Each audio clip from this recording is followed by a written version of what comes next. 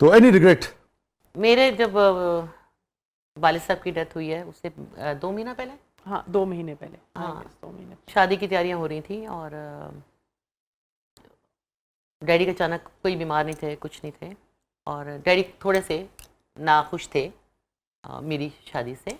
और मैंने आपको कहा ना कि बस जो होना तो वो एक हो रहा था। तो उससे पहले डैडी को, मैं 2 महीने पहले भी नहीं, मैं 25 दिन पहले, 30 दिन पहले, तो मेरे डैडी को हार्ट अटैक हो गया। ओह। और मतलब ना बीमार ना कुछ, अचानक ही ना। उससे मैं वाकई बहुत शॉक्ड रही। और वो एक मरहला ऐसा था कि मुझे ये सोचा ही कि यार पता नहीं कि अगर मैं ये चीज़ ना करती तो शायद मेरा बाप जिंदा होता ना, क्योंकि हो सकता है, क्योंकि मैं अपने अब्बू के बहुत नज़दीक थी। मतलब जैसे गाना, बहुत अच्छे म्यूज़िक डायरेक्टर भी थे, तो मुझे सबसे पहले गाने याद कराने ये वो, तो हमारी दोस्ती बहुत थी बाप के साथ। तो मुझे बहुत ऐसा होता है कि यार शायद ये ना करती, मैं शादी ना करती तो मेरा बाप आज जिंदा होता, क्योंकि ना बीमार थे ना कुछ थे, मतलब हम शो करके आए थे, खुश थे, सब कुछ है।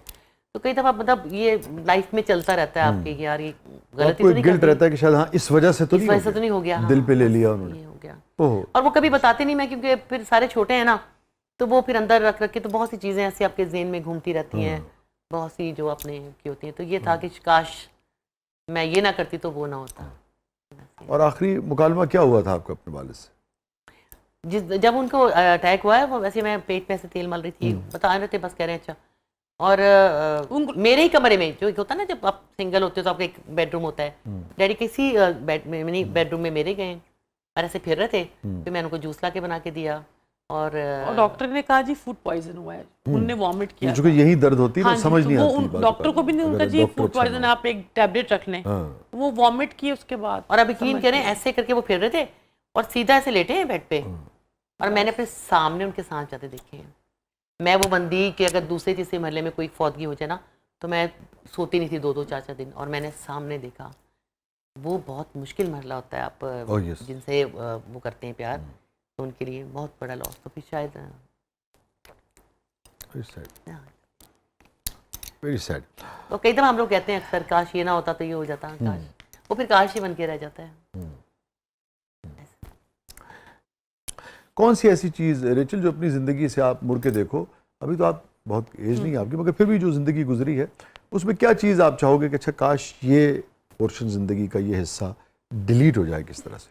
आज जो मैं पोजीशन पे हूँ, जिस एज में हूँ, मेरे फादर को होना चाहिए था।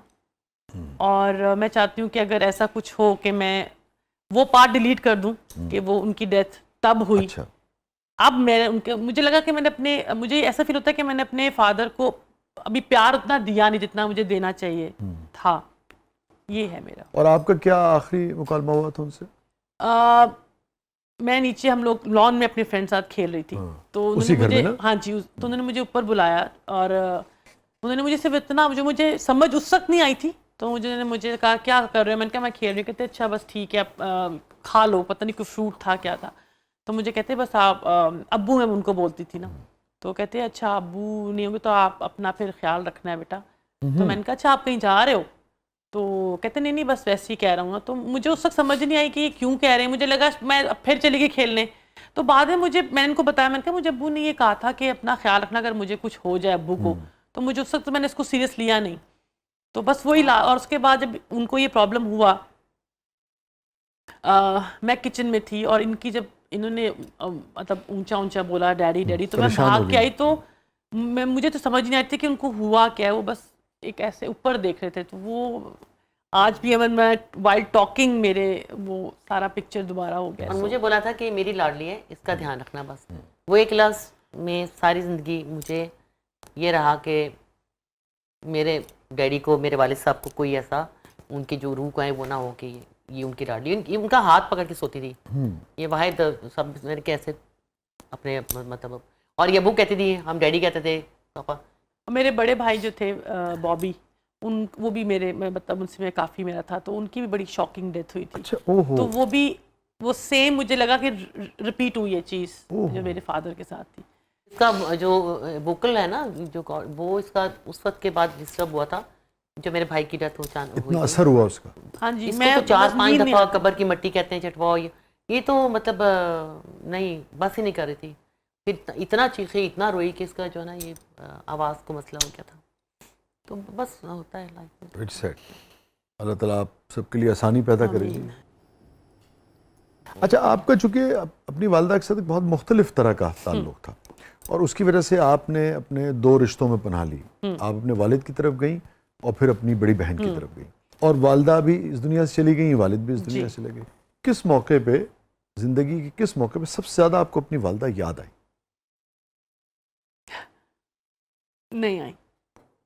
वो ऐसे उनके साथ कोई मेरे मोमेंट्स रहे नहीं कि मुझे मेरे फादर बहुत याद आते हैं, बहुत, मेरे बड़े भाई, हाँ मोमेंट्स होते हैं ना आपके किसी अपनी फैमिली के साथ, तो मेरी अम्मी के साथ मेरे ऐसे कोई मोमेंट्स थे नहीं। मैंने उनको हमेशा मेरी तरफ थोड़ा सा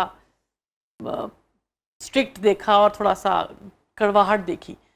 ये बड़ी ये वो गरीब बात है, मेरे लिए भी कुछ चीज़ें बिल्कुल ही नई हैं। इसका मतलब है कि रिश्तों की अपनी, बहुत सारे लोगों के नज़दीक रिश्तों की बेपनाह अहमियत होती है जो कि बायोलॉजिकल हैं, मगर केयर और मोहब्बत और मेमोरीज की और उसकी ज़्यादा बहुत ज़रूरी है। उसकी अपनी सिर्फ माँ बनना नहीं होता, ये आप बच्चा पैदा करके आप माँ बन गए हो, आपको नाम मिल गया कि आप माँ हो, लेकिन वो माँ के उसको जीना भी तो होता है ना, उस रिश्ते को नर्च करना, उस चीज को मैं ही समझती हूँ कि माँ का फर्ज सिर्फ बच्चा पैदा करना नहीं होता, उसको बड़ा और मेन होता ही पालना है।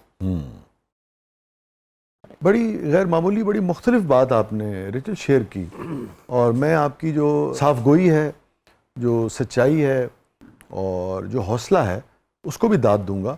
मगर मैं समझता हूँ कि जब ये ऑन एयर जाएगी तो यकीनन लोग और पेरेंट्स और रिश्ते जो हैं, रिश्तों से मोहब्बत करने वाले, रिश्ते संभालने वाले, वो यकीनन इससे बहुत कुछ सीखेंगे। जी, बड़ी एक मुख्तलिफ तजुर्बा आपने शेयर किया। अब आपने देखा ना बात की, आप एक लड़की हैं तो आपने अपने तजुर्बे से बात की, बहुत मुख्तलिफ बात थी, लेकिन अब आप बात आगे बढ़ी तो मुझे याद आया, आप देखिए कि वो जो अमिताभ की फिल्म थी शराबी, अच्छा शराबी, उसका सब्जेक्ट ही यही था। अच्छा, उसके बाप के पास सब कुछ है, yes, हाँ, मुझे मगर अपने बेटे के लिए वक्त नहीं था। सो नतीजा ये होता है कि वो बिल्कुल अपने बाप से ज्यादा, आप देखिए हैरत अंगेज मुमासलत है उस पूरी कहानी में और आपकी जिंदगी में, और वो फिर उसका रिलेशनशिप जो है वो अपने दित्तू या मुंशी के साथ होता है। यस,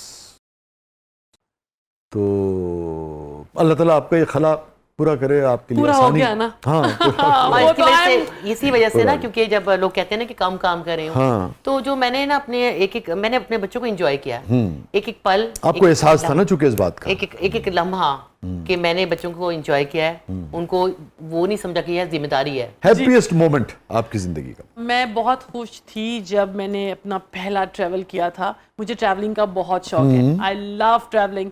तो जब मेरी जिस दिन मैंने ट्रैवल करा था इंडिया में जाना था फॉर द शो, और मुझे पूरी रात नींद नहीं आई कि अच्छा मैं अब ट्रैवल कर रही हूँ, और मैं वाकई बहुत खुश थी। हालांकि उसके बाद फिर इतनी ट्रैवलिंग हुई, और मैं हमेशा वही हैप्पीनेस मुझे ट्रैवलिंग में हर ट्रिप पे पहली ट्रैवलिंग जो है ना, पहली मोहब्बत की है, लेकिन पहली मोहब्बत की कोई खुशी नहीं थी, हैप्पी नहीं थी, बट हाँ ट्रैवलिंग का आज आप समझती हैं ना, मगर जब पहली मोहब्बत हुई होगी उस वक्त खुश होंगी आप, वो एक तरफा हो जाती है ना। एक तरफा मोहब्बत बहुत खुश देती है। मोहब्बत और दो में पहना जड़ियां ने वो खुश नहीं हुई है। आई थिंक ज्यादातर कोई भी खुश नहीं मोहब्बत से, आई डोंट थिंक सो कोई ज्यादा। माशाल्लाह, आपको खुश रखे। अल्हम्दुलिल्लाह। अच्छा, हैप्पीएस्ट मोमेंट? पहली दफा टीवी में मुझे जब काम किया था, सेकंड मिला, जो मुझे पता नहीं था कि मैं हीरोइन बन जाऊंगी। उसको सेकंड लीड कहते थे, सेकंड लीड, हाँ उस टाइम सेकंड। और किन का प्ले था वो? यावर साहब का। यावर साहब का प्ले भी। अच्छा, और था कौन सा? समंदर। अरे समंदर में थे, वहां से मैं, यस समंदर क्या प्ले था। आप यकीन करें 9th में थी, जब मैं कॉलेज में गई हूँ, मैं हेड थी उस टाइम, और जो मेरे वालिद का रोल कर रहे थे वो महबूब आलम साहब को। महबूब आलम साहब, यस, क्या एक्टर थे, क्या एक्टर, और इतने ऑरा था उनका स्क्रीन पे। मगर वो पिछले दिनों देख रहा था, कुछ क्लिप्स आना शुरू हैं वारिस के, वो आप हैरान रह जाते हैं परफॉर्मेंस देख के, इतना इम्पैक्ट, और जो ऑरा का लफ्ज यूज किया आपने, यस, एक ग्रज उनका, और जैसे वो आंखों का इस्तेमाल करते थे, जैसे बॉडी लैंग्वेज को यूज करते थे। और पीटीवी का आपको पता है कि पीटीवी वन शॉट ही होता है, जस्ट वन शॉट होता था। महबूब आलम साहब के लिए बहुत सारी बहुत तल्ख तरीन याद जिंदगी, यही जो बताई थी आपसे। बस जो शादी, मतलब मैं सोचती हूँ कि अगर मैं किसी टाइम को मैं दोबारा रिवर्स कर सकूं तो मैं वो चीज़ें ना करती। ये रिग्रेट भी है मेरी लाइफ का, और कल सबसे तल्ख आपकी यादें उसी से लाइक जो मैं अभी तक नहीं निकल पा रही हूँ, और मैं वो मेरे दिन में बार बार रिमाइंड होता रहता है, बस होता रहता है बस। Thank you so much Rachel, आप तशरीफ़ लाई। और अगेन मैं शुक्रिया अदा करूंगा आपका, क्योंकि आपने जो बात की है उससे मुझे लगता है कि बहुत सारे लोग जो हैं वो ये सीखेंगे कि रिश्तों को कैसे संभालना चाहिए। रिश्ते बड़े फ्रेजाइल होते हैं, उनको बहुत एहतियात से हैंडल करना चाहिए। जिनको हम बहुत मजबूत रिश्ते समझते हैं उसमें भी एक नाजुकियत होती है। वैसे तो अनीस का शेर है ना कि ख्याल खातिर अहबाब चाहिए हरदम, यानी कि दोस्त अहबाब का बहुत ख्याल करना पड़ता है आपको। ख्याल खातिर अहबाब चाहिए हरदम, अनीस ठेस न लग जाए आप गिनों को। मगर आज मुझे आपकी गुफ्तगू से अंदाज़ा हुआ कि जो बहुत करीबी रिश्ते हैं, जो खून के रिश्ते हैं, उनमें भी कहीं ये आपगीनापन होता है, उनको भी एहतियात से संभाल के रखना चाहिए। बहुत बहुत शुक्रिया रेचल, आप तशरीफ़ लाई।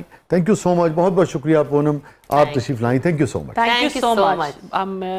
बहुत अच्छा लगा कि ऑब्वियसली आपसे मिल के वो तो हमेशा ही अच्छा लगता है, बट आज एज एन होस्ट आपके साथ बात करके बहुत अच्छा लगा, और आपसे मिलके बिल्कुल अच्छा नहीं लगा। ठीक है, thank you so much for having us. Thank you so आपके मच। प्यार का शुक्रिया। Thank you Rida, thank you. आपकी दुखों का बहुत। आखिर में पता नहीं क्यों फिर मुझे अनीस का यही शेर जो है वो याद आ रहा है, और इसी हवाले से कि हर रिश्ते की केयर करनी चाहिए, क्योंकि रिश्ते जो हैं वो आप गिने की तरह होते हैं, आप गिनों की तरह होते हैं। ख्याल खातिर अहबाब चाहिए हरदम, अनीस ठेस न लग जाए आप गिनों को। इजाज़त दीजिए, अपने फीडबैक से हमें आगाह कीजिएगा। अल्लाह हाफ़िज़।